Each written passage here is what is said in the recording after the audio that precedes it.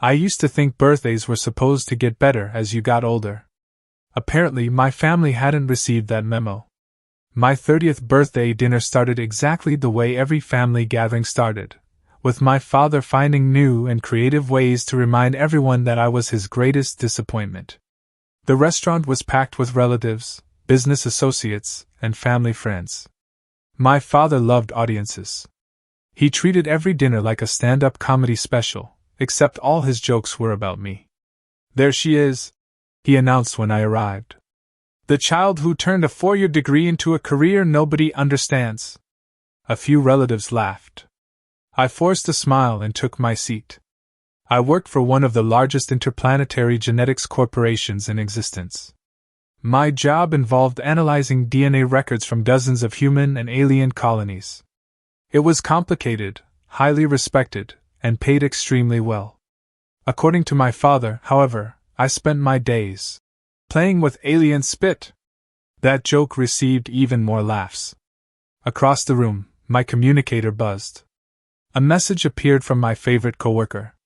"Good luck surviving your human mating ritual." I smiled despite myself. It wasn't a mating ritual. It was worse. It was family dinner. The reply came instantly. "My condolences." I almost laughed. At least someone understood my suffering. The evening dragged on through appetizers, awkward conversations, and increasingly painful stories from my childhood. Every achievement I'd ever accomplished somehow became a punchline in my father's hands. When dessert arrived, I foolishly thought the torture might finally be ending. Instead, my father stood up with a glass in his hand. The entire room quieted. He cleared his throat dramatically. "I'd like to make a birthday toast." I immediately regretted existing. Several relatives exchanged nervous glances. They knew what was coming. Unfortunately, nobody possessed the courage to stop it. My father launched into another speech about responsibility, success, and how children should appreciate their parents more. Then he looked directly at me. His smile widened. "You know," he said loud enough for every table to hear, "sometimes I wonder how much easier my life would have been if you'd never been born." Silence.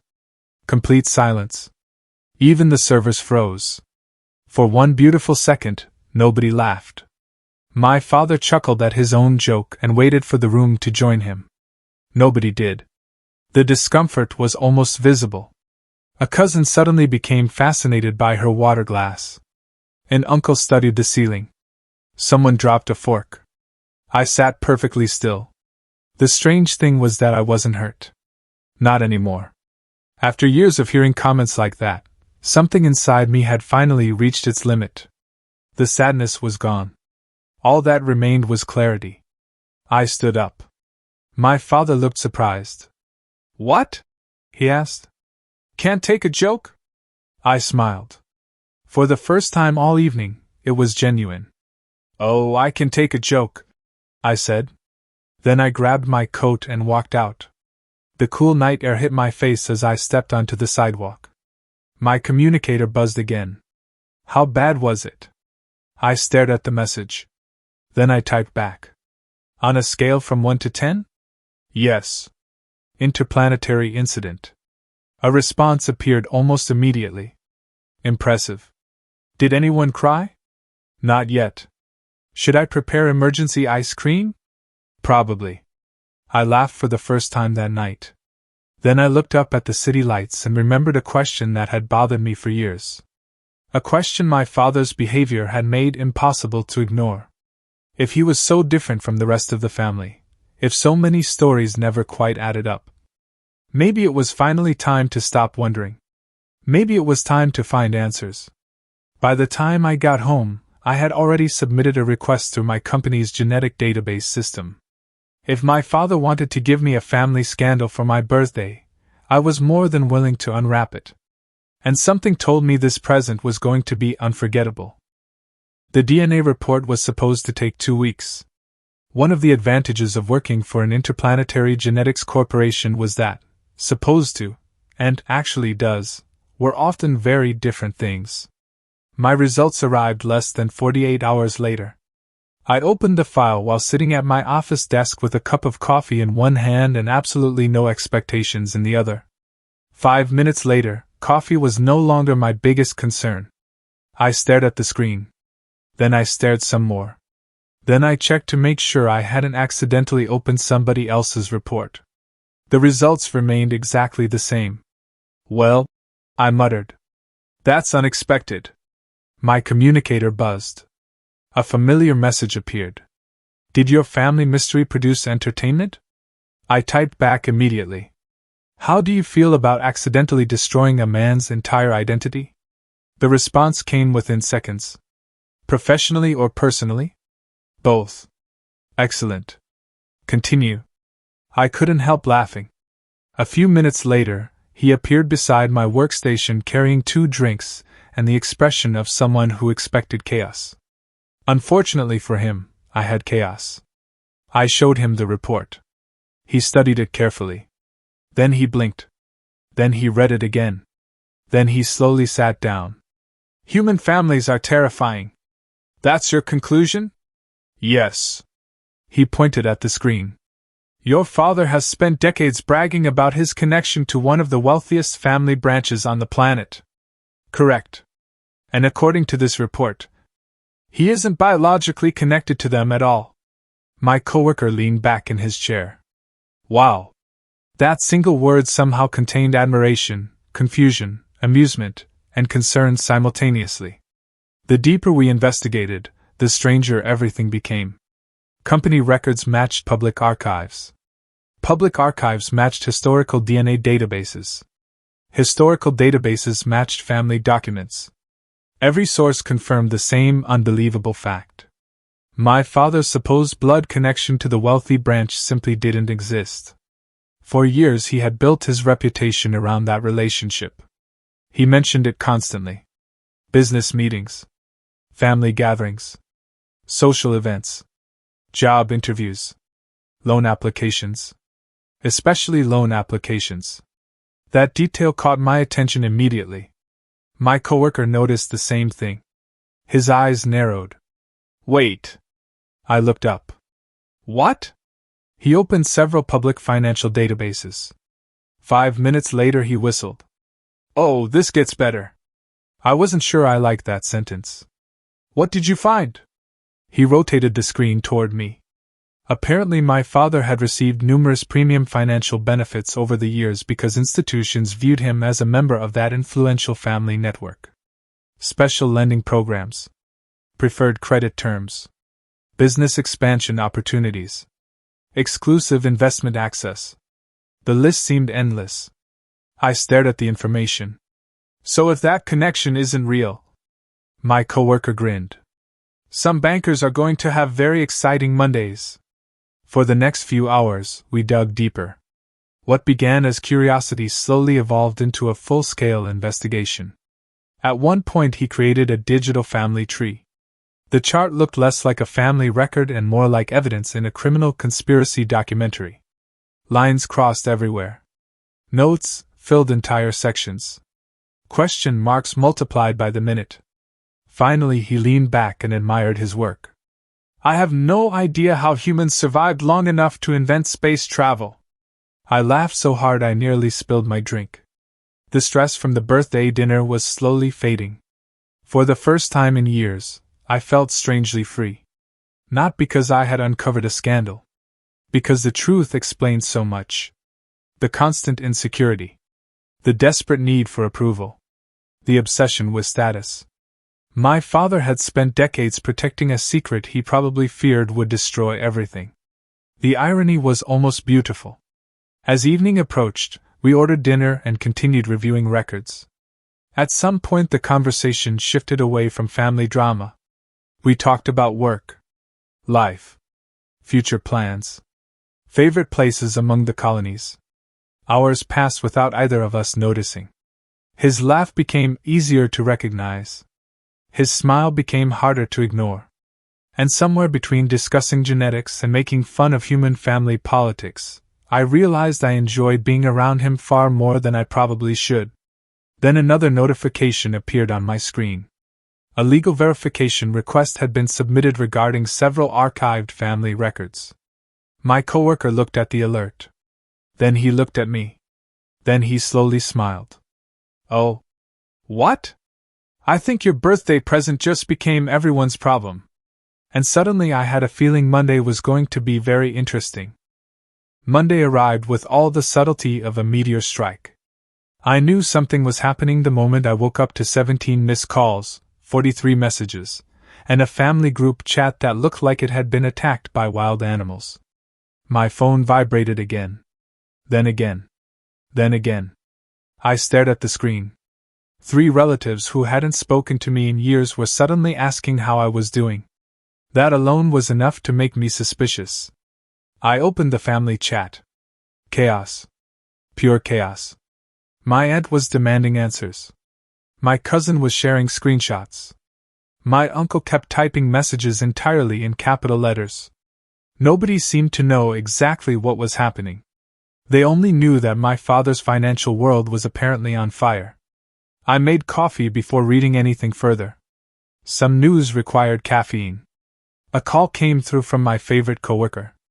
The moment I answered, he sounded far too cheerful. Good morning. You sound happy. I am. That's concerning. It gets better. I immediately knew I wasn't going to like this. What happened? I heard papers shuffling. Then he cleared his throat dramatically. At approximately 8:13 this morning, your father received notification that several of his preferred financial programs were being reviewed. I nearly choked on my coffee. Reviewed? Oh yes. He continued reading. At 8:42, one bank requested additional documentation. I started laughing. He wasn't finished. At 9:01, another institution temporarily suspended approval on a pending business expansion loan. Oh no. Oh yes. By 9:30, my father had apparently entered what witnesses later described as an advanced state of panic. The first person to report this was one of my cousins who happened to work near his office. According to her, he spent most of the morning yelling at customer service representatives. Unfortunately for him, customer service representatives were protected by both corporate policy and mute buttons. The messages kept arriving. Every update was somehow funnier than the last. One bank wanted verification. Another wanted clarification. A third wanted documentation supporting claims that had previously been accepted without question. The problem was simple. Documentation didn't exist. Because the family connection didn't exist. My coworker created a spreadsheet. I wish I were joking. He actually created a spreadsheet. The title read, Dad's Financial Survival Tracker. Underneath were several categories. Denial. Anger. Panic. Negotiation. Possible screaming. He updated it throughout the day. The worst part was how accurate it became. By lunchtime, even distant relatives had heard rumors. Family members who had spent years praising my father suddenly developed very different opinions. Apparently loyalty had an expiration date. Who knew? One relative called me pretending to be concerned about my emotional well-being. 3 minutes later she was fishing for insider information. Another spent years ignoring my existence. Now he wanted to take me to lunch. The transformation was fascinating. Nothing reveals human nature faster than money changing direction. Around mid-afternoon, my father finally called. I considered ignoring it. Twice. Then curiosity won. I answered. The silence on the other end lasted several seconds. Finally he spoke. Did you know anything about this? Straight to the point. No greeting. No apology. Classic. I know a lot of things. His breathing became heavier. There must be some mistake. I glanced at the DNA report displayed on my screen. The same report that had started everything. No, I said calmly. I don't think there is.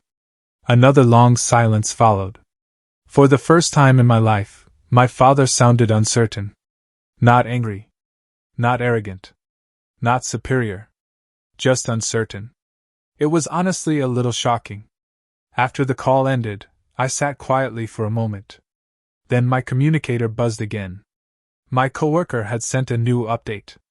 The spreadsheet now included colorful predictions regarding future financial disasters. Attached was a note. Would this be a bad time to admit I am enjoying this far more than I should?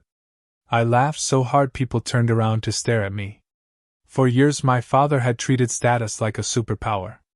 Now the illusion was cracking. Not because anyone attacked him. Not because anyone plotted revenge. Because the truth had finally shown up. And truth, unlike family stories, came with paperwork. The following week felt like watching an entire lifetime rearrange itself. For years I had existed on the edges of family conversations. I was the daughter people tolerated. The one relatives forgot to call.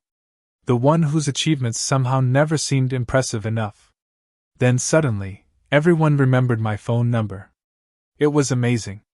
One family secret exploded, and apparently I became the most interesting person in existence. Messages arrived daily. Invitations. Congratulations. Requests for meetings. Even members of the wealthy family branch that had unknowingly been connected to my father for decades reached out. Unlike my father, they were surprisingly warm. One elderly relative spent an entire hour apologizing for not knowing me sooner. Another invited me to a family gathering. A third offered professional opportunities through several business networks. For the first time in my life, I wasn't being treated like an inconvenience. I was being treated like family. Meanwhile, my father's situation continued to deteriorate. Not catastrophically. Just enough to force him to face reality. His reputation had been built on assumptions. Once those assumptions disappeared, so did much of the influence he had enjoyed. Then one evening he asked to meet. Part of me considered refusing. The other part knew the conversation needed to happen. We sat across from each other in uncomfortable silence. For the first time I could remember, he looked older. Smaller somehow. Eventually he sighed. I never thought things would end up like this. Neither did I. Another silence followed. Then he finally looked at me. I was hard on you. That might have been the understatement of the century. You told an entire restaurant you wished I'd never been born. He winced. Good. Some statements deserve to hurt. I know. I waited. He looked away.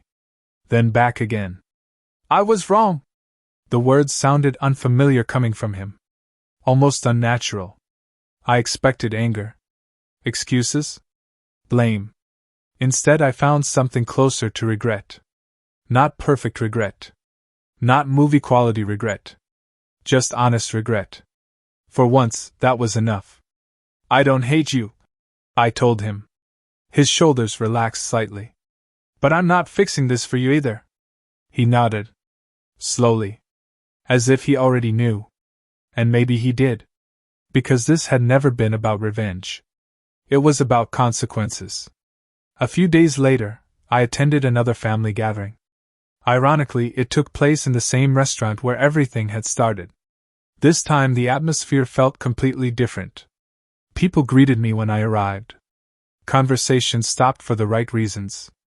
Not because someone was about to insult me. Because they were happy to see me. Even better, I wasn't alone. The coworker who had helped investigate the entire mess stood beside me. Officially. After weeks of increasingly obvious flirting, he had finally asked me out. His exact words had been, "If your family creates another scandal, I'd like exclusive front row seats." Naturally, I said yes. To my complete lack of surprise, my relatives adored him. He was funny, intelligent, charming, and completely immune to family nonsense. At one point he spent 20 minutes explaining alien courtship customs to a group of fascinated relatives. Half the stories were probably exaggerated. The other half were somehow even stranger. The laughter never stopped. Later that evening, someone asked my father to make a toast. The entire room froze. Old memories die hard. My father stood slowly. Looked around the room. Then finally looked at me. I spent a lot of years underestimating my daughter. The room became quiet. She turned out stronger than I deserved. For a moment nobody spoke. Then several people applauded. I felt my coworker's hand gently squeeze mine beneath the table. And surprisingly, I smiled. Not because everything had been repaired. Some things take longer. But because everything had finally become honest. When the applause faded, someone jokingly asked if I wanted to add anything. I stood, raised my glass, and smiled directly at my father. You know, after everything that happened, I learned something important. The room waited. I grinned. Turns out I was born exactly when I needed to be. A few people laughed. Then I added the final line. Thankfully, the banks were willing to confirm it. The room erupted. Even my father laughed. And for the first time in a very long time, so did I.